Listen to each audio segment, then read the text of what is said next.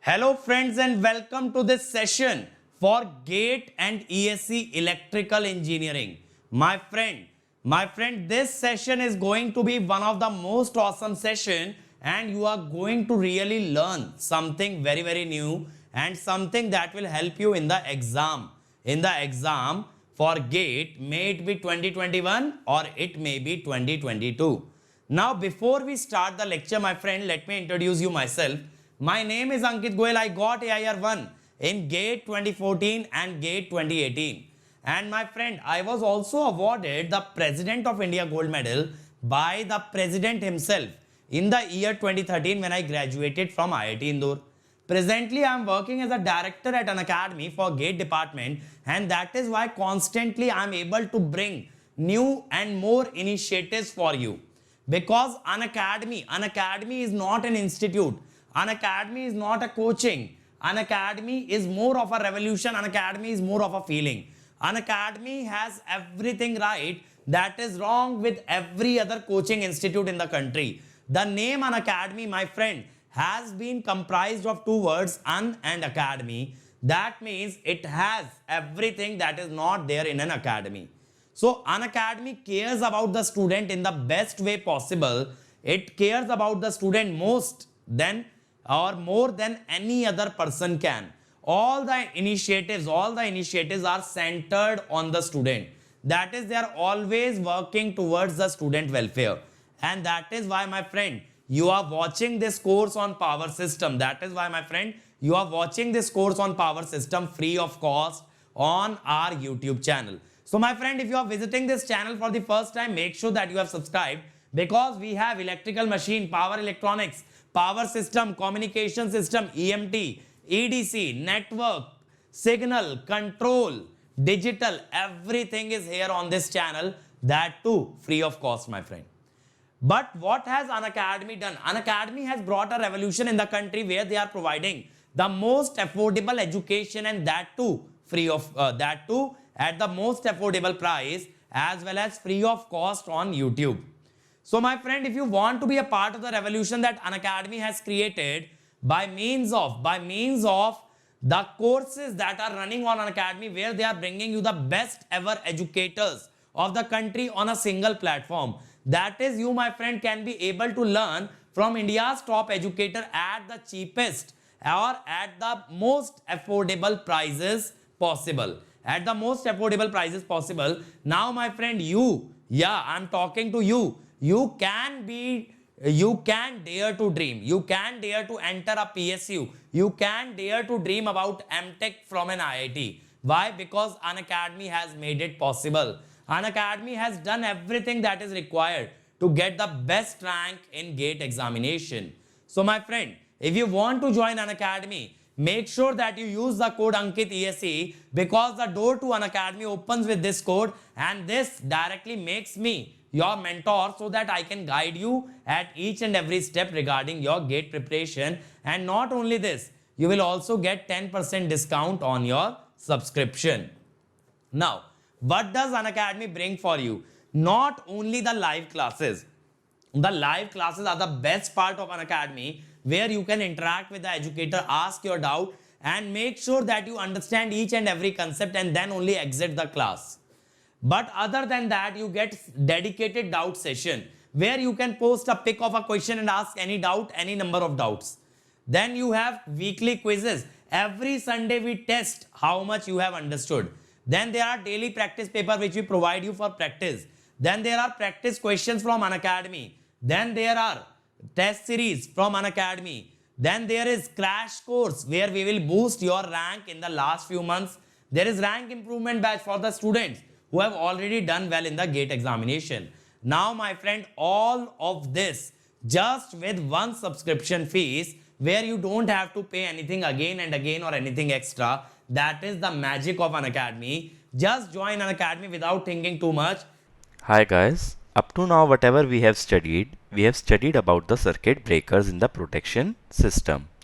As I told you, there are two main components of any protection system. One is the circuit breaker, other is the relay. So in this lecture we will be starting our study about the protective relays. Now first question that comes to mind is, what is a relay?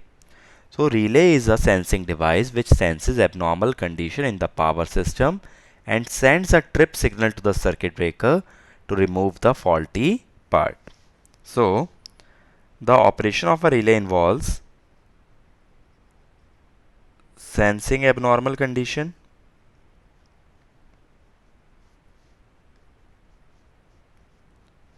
so how does it sense abnormal condition?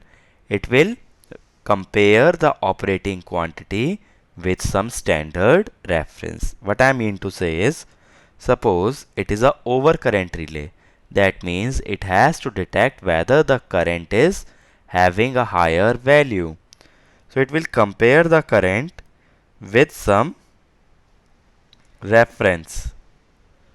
If such a condition holds true, then the relay will operate.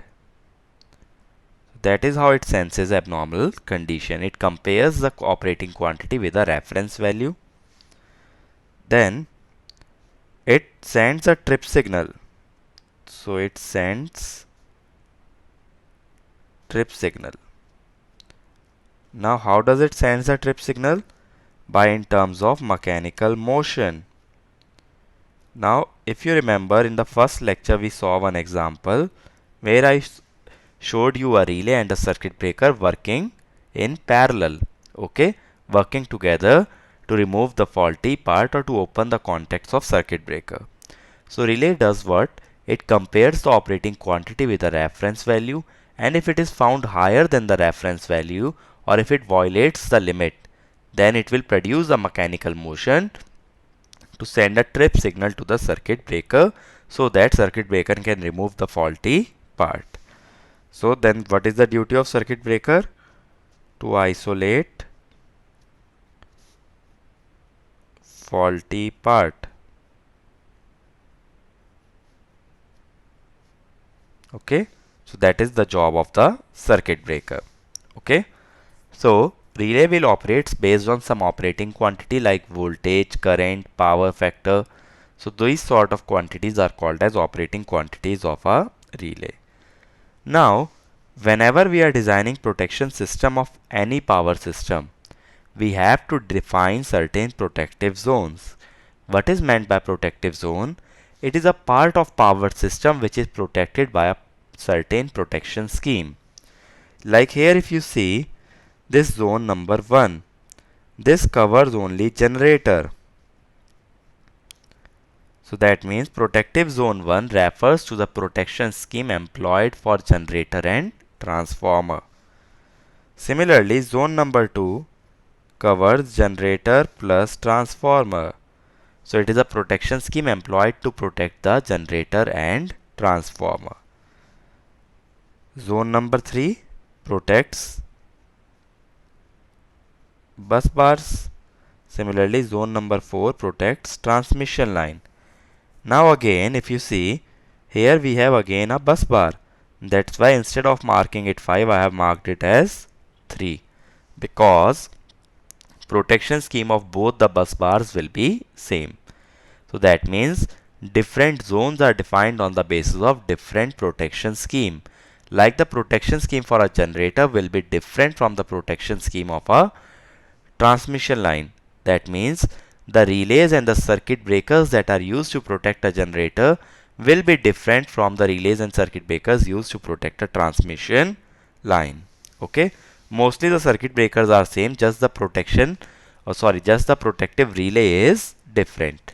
Protective relay being different indicates that it operates on the basis of a different quantity, or the relay has a different configuration, or the relay has a different construction. Okay, so just you can remember different protective zones employ different type of relays. Now let me define some important terms in conjunction with the relay. First is called as energizing quantity. Energizing quantity refers to the operating quantity of a relay like voltage, current, or angle. Okay, So based on what quantity does it uses to sense abnormal condition in the circuit, or what is the operating quantity which is being compared with the reference value, it is called as energizing quantity of a relay. Next is called as pickup. Now what is meant by pickup? It means when the relay moves from off position to on position. Okay, that means when the relay operates, it is set to pick up. And pickup value refers to the reference value above which the relay will operate. Okay, so pickup is the process in which the relay moves from off position to on position, or the relay operation, and pickup value is the reference value above which the relay will operate. Next is your fault clearing time. Now as in circuit breaker, I told you fault clearing time combines 3 times relay operating time, circuit breaker operating time plus arc extinction time. That will be called as fault clearing time. So fault clearing time is the time between the instant of fault occurrence to the instant when the arc is finally extinct. And it involves 3 type of time: when the fault occurs and the relay contacts are closed, then when the relay sends a trip signal to the point when circuit breaker plates start separating, and third time is when the circuit breaker plates start separating to the time when arc is finally extinct. Because whenever circuit breaker plates will start separating, an arc will be struck between the contacts, which will let the current flow between the circuit breaker plates. Okay, so these 3 times combinedly is called as fault clearing time. So these are certain terms that we regularly use in reference to our protective relaying. Next is your primary and the backup protection. This concept I referred to earlier also. Primary protection is an essential protection in any protective zone. That means that protective scheme has been designed to protect that zone.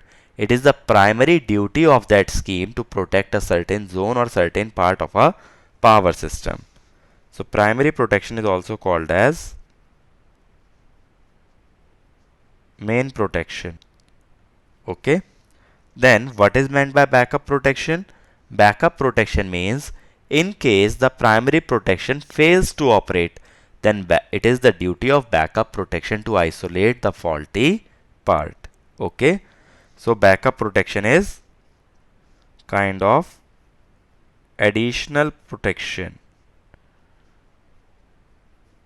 which will operate in case the primary protection does not operate.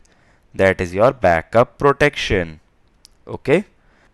Backup protection will also operate when your primary protection is under maintenance. Now what happens is, since relays and circuit breakers are physical entities, that means they will also encounter wear and tear.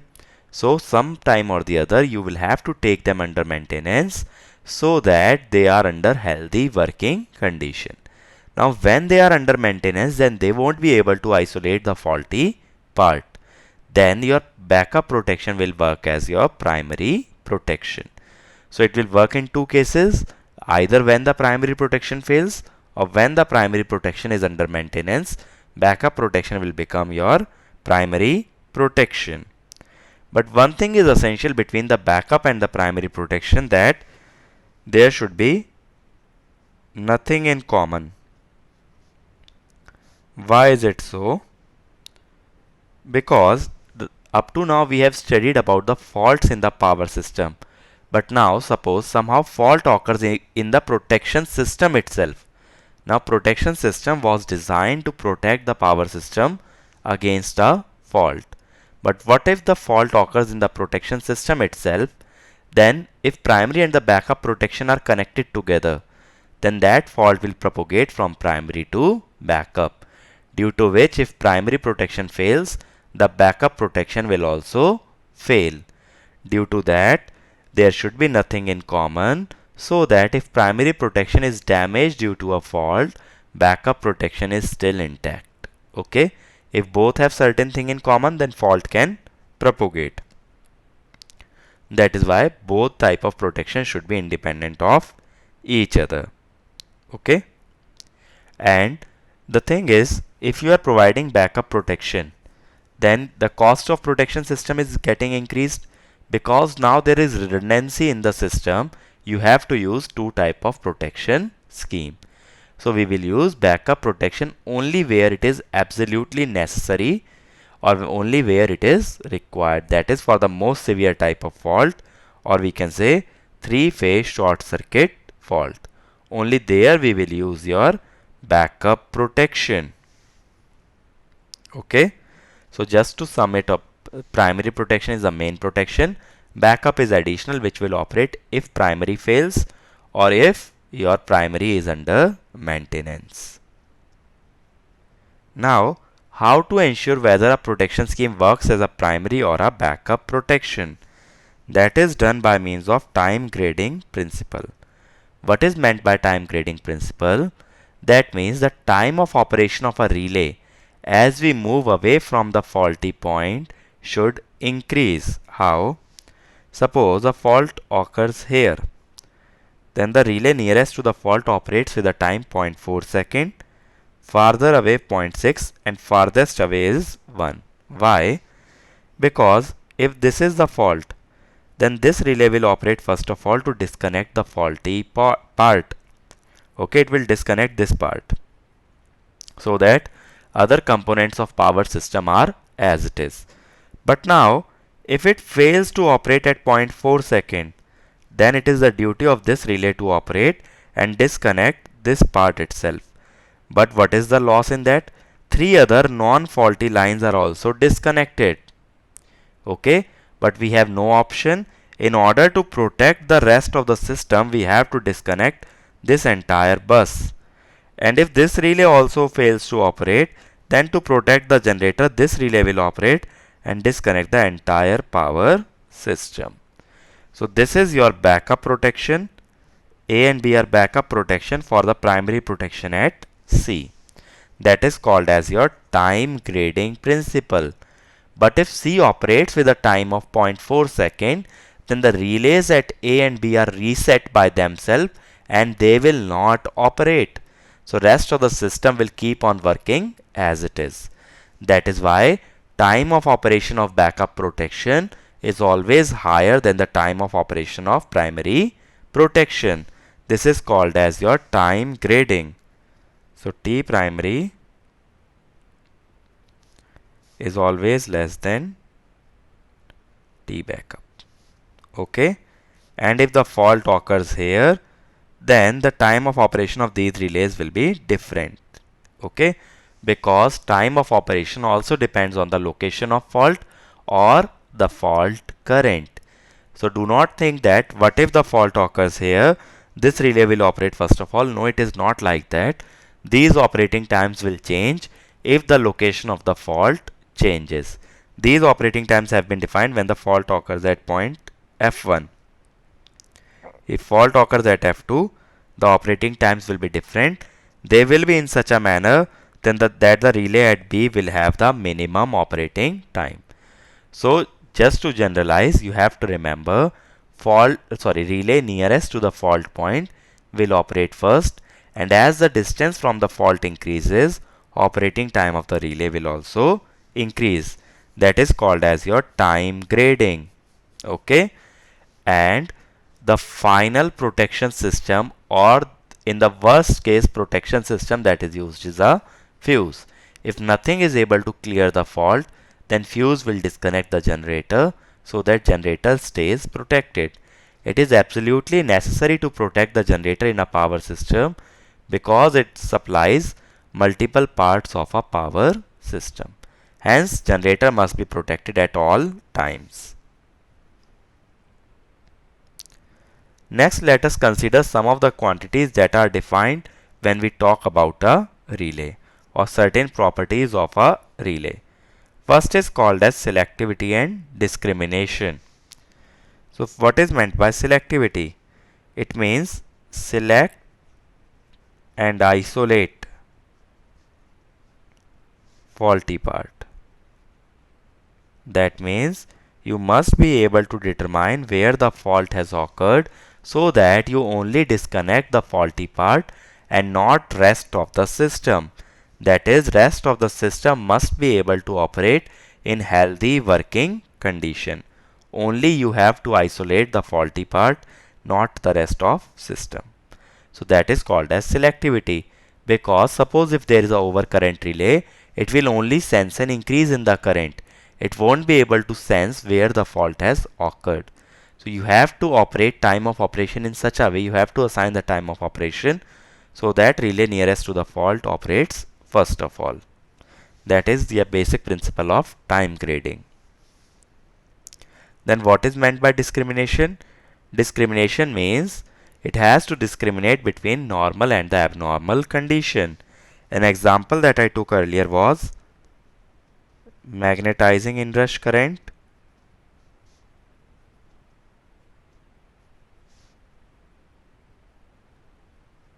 and fault current, where the fault current is your abnormal condition, magnetizing inrush current is your normal condition, but both currents are very high.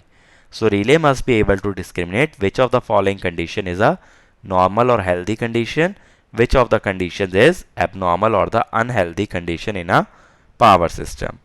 Also, any relay should only act for its protective zone and not beyond that. We have to take care that we restrict the area of protection or the zone of protection to a certain region. Like the generator relay should not act when the fault occurs at the transformer. Its duty is to protect the generator and not the transformer. So this we have to take care, because no matter where there is a fault, the current will always be high. But the relay has to understand that the fault lies beyond its zone and it should not operate for such a kind of fault. So that is the property of selectivity and discrimination. The next property is sensitivity. Sensitivity is defined as minimum short circuit current by minimum operating current. Okay. IS is minimum short circuit current. I naught is minimum operating current. Now we want that all sort of a fault should be detected. That means the minimum operating current should be less than minimum short circuit current. So that even if minimum short circuit current exists in the system, relay is able to identify that there is abnormal condition and isolate the faulty part. That means the operating current of the relay must be less than the fault current. Okay. That means the sensitivity should be greater than 1. Remember this point, operating current is always less than the minimum fault current, so that any current higher than the minimum fault current can be sensed by the relay and it should be able to send a signal to the circuit breaker to isolate the faulty part. Next is called as reliability and speed. Now what is meant by reliability? That relay does not fail. Okay, relay must not fail to operate under any faulty condition and it must be able to sense the fault and isolate the faulty part. Or we can say that there should be no fault in the protection system.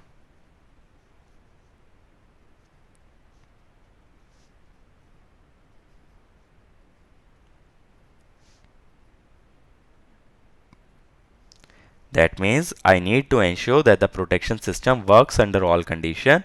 It is never faulty, because if there is a fault in protection system, then it will not be able to protect our power system. Then what is meant by speed? As I told you, circuit breaker always operates in transient region. Okay, that means circuit breaker should not operate too fast or too slow. If it is too fast, then it ends up in the subtransient region. And what happens in subtransient? That the current is very high. If you try to open at such a high current, then the arc formed will be very dangerous and we will not be able to extinct the arc. Or if it is too slow, then it will operate in steady state, but by that time the amount of heat developed can damage the system, because heat developed is directly proportional to time. If a high current persists for a longer time, then it will generate a large amount of heat which can damage the system. That is why the relay must always operate, or circuit breaker must always operate in transient region, not in subtransient or the steady state. Okay, so these are certain terms that are defined for a relay or a protective relay. Now let us understand how to construct different type of relays, or how to perform the electromechanical conversion so that we can convert a electrical signal into mechanical motion. So first type of relay is called as attracted armature relay. They work on the principle of electromagnetic attraction. That means they will attract some part of the protection system based on the magnetic field created by a coil. Now let me explain you the operation of first circuit here. Here this is our operating coil.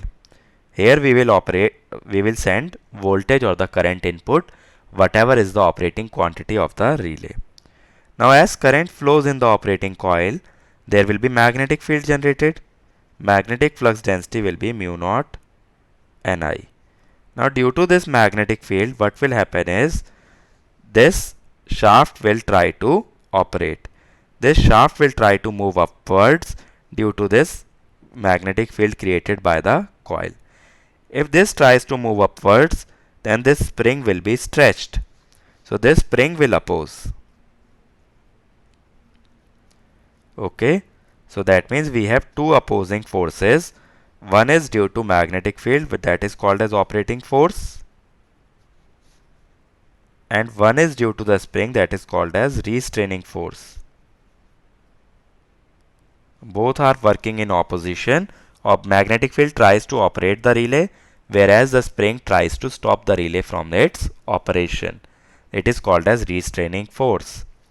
Now as this shaft or spindle moves upwards, then what will happen? This fixed contact will come in contact with this moving contact. Okay, and as soon as these contacts come in touch, then it will send a trip signal to the relay. So what I have essentially done is, by creating a magnetic field based on current, I have been able to perform a motion, or I have been able to move the armature so that the electrical signal is converted into mechanical motion. Similarly here, if you apply a voltage or current, it will create a magnetic field mu naught Ni, which will cause this armature to be attracted. It will attract the iron piece or iron armature. If it attracts the iron armature, then this moving contact will come in touch with this fixed contact and it will send a trip signal. Okay, so when we have to send a trip signal, what does trip signal imply? That moving contact and fixed contact touch each other. Okay, we have to bring these two contacts in touch with each other so that the trip signal can be sent to the circuit breaker. Now what is the beauty of attracted armature relay is, these both are called as attracted armature relay. Here operating force is directly proportional to I square. Okay, due to which what will happen, if operating force is directly proportional to I square, then even if I is less than 0, operating force is greater than 0. I is greater than 0, operating force is greater than 0. That means operating force is unidirectional.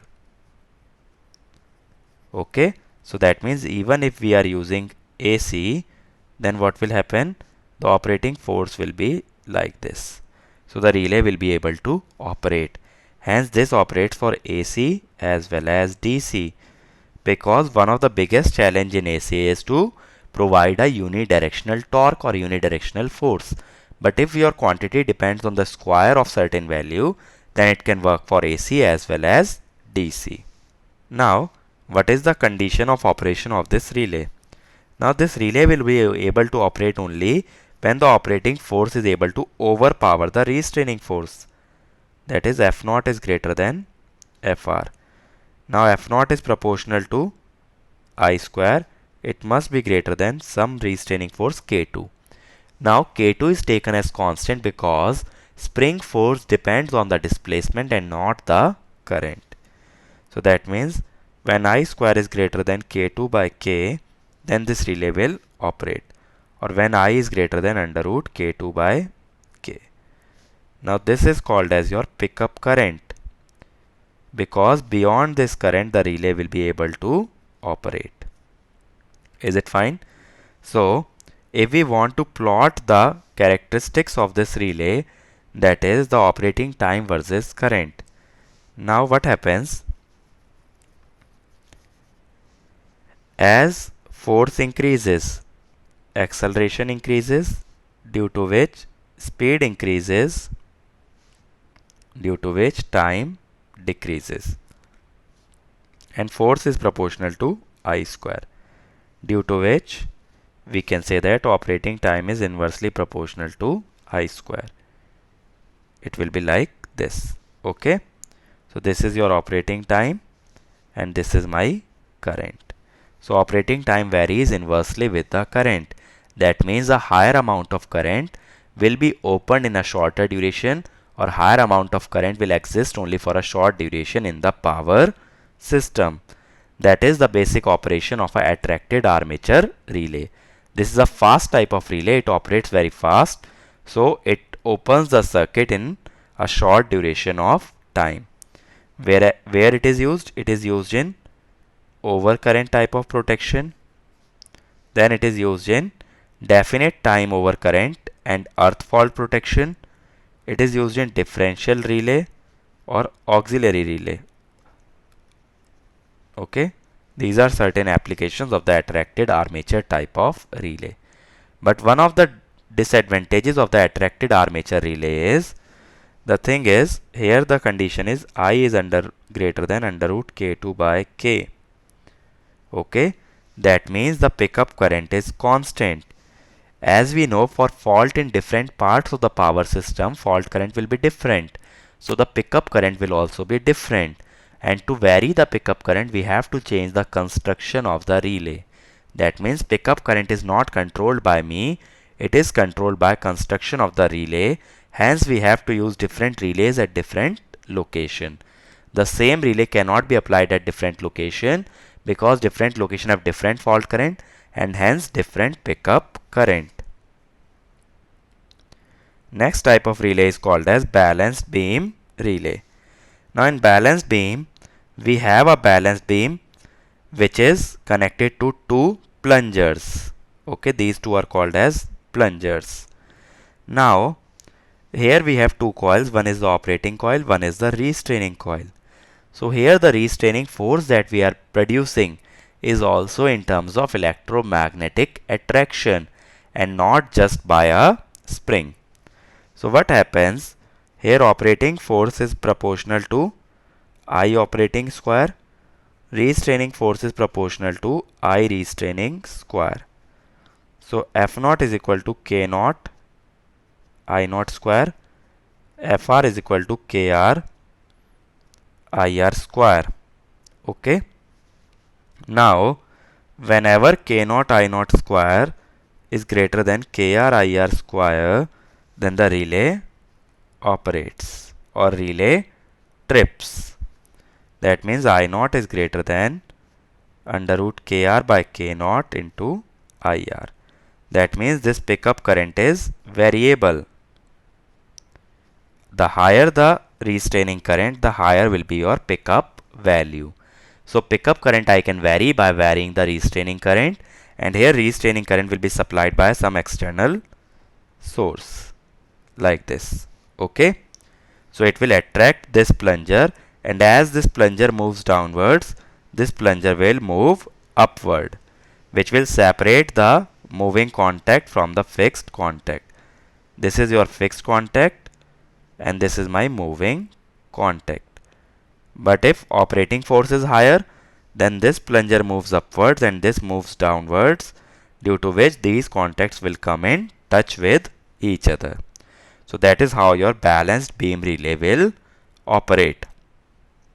Okay, then what is the use of this spring? When there is no operating current, then this plunger must not fall down, or this also must not fall down. So spring will oppose any sort of motion in the plungers. Okay, so that both stay balanced under non-operating condition. So function of the spring is to avoid falling down of any side of plunger. Okay.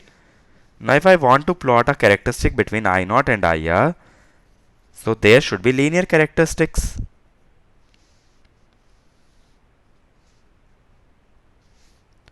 The characteristics must be like this, passing through the origin.